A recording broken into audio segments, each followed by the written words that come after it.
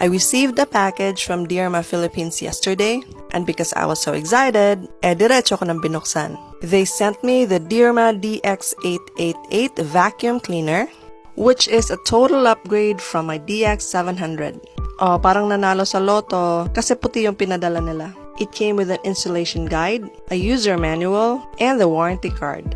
This is the floor brush, the adapter, and the attachments that came with it include the long flat suction nozzle and the brush. It also came with this wall mount stand, grip.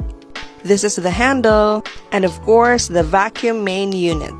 Perfect talaga ang dating nito because while I was hanging my macrame earlier, I noticed na ang dami ng cobwebs sa ceiling and walls namin.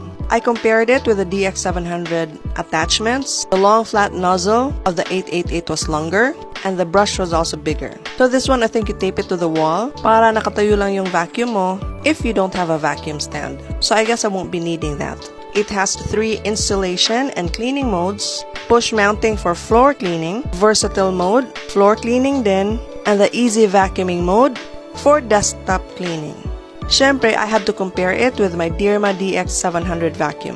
Hindi naman magkalayo yung weight, but yung advantage ng 888, if nasa push mounting mode siya, yung weight nasa baba, so hindi mo bear yung bigat. I also compared the cord. The 888's cord is about 1 meter longer. I tried it on my vacuum stand din, at kahit naka-push mounting mode siya, kasya naman. You can also twist the floor brush to an angle para sa mga sulok-sulok. Yung pinaka-power niya nasa main unit, so if naka-push mounting mode, konting yuko lang. Yung sa DX700 kasi nasa handle.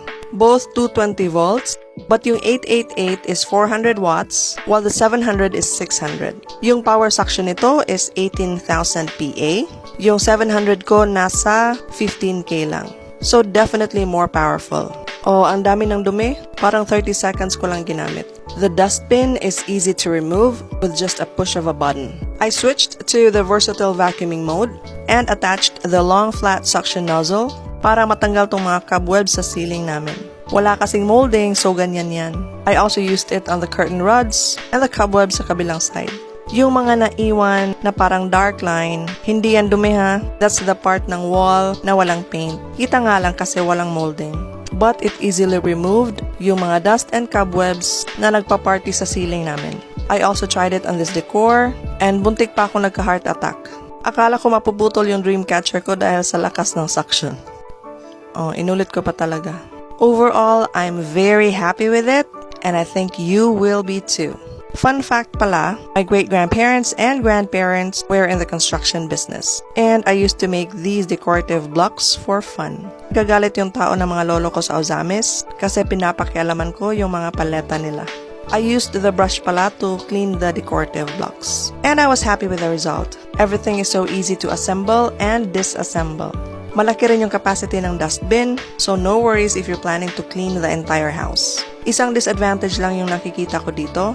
Unlike the DX700, wala siya yung parang saan mo irorolyo yung cord. Other than that, it's perfect. Nasa yellow basket if gusto mong magpabudol. Yun na lang muna. Bye!